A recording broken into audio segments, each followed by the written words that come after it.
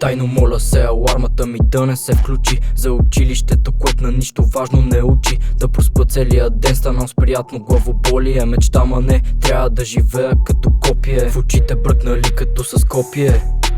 Трудно се отварят очите, но после какво ще направиш? Можеш да видиш, бате, какво ли не, но и да искаш гледането, нема нищо да оправиш. От 7 дена в седмицата 2 ги живеем. От 70 години в клетката към 20 се смеем. Финалната оценка на живота ти е 2 от 7. Как да си мера думите в този свят неумерен?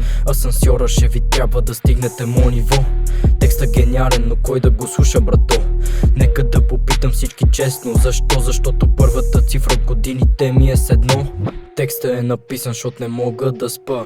В 7 часа сутринта, вечерта. За 30 минути текст направен докато спи града. Докато спи града. Аз градя, за някой съм да шитам, а за някой съм айно. За приема ми е все едно, отколкото дано. Само на съпортърите ми мятам око, на останалите метам пънчове с моето перо. Шейкспир с пиър пробивам мозъкът ти с рими. Шейквам ти мозъка, земетръса, магнитуд 7,3 и кажи ми, мили драги зрител, как в свят пълен с обиди момчето ще се обиди. Текстът е написан, защото не мога да спа. В 7 часа сутринта, вечерта. За 30 минути текст направен докато спи града. Докато спи града, аз градя. Текстът е написан, защото не мога да спа. В 7 часа сутринта, вечерта. За 30 минути текст направен докато спи града. Докато спи града, аз градя.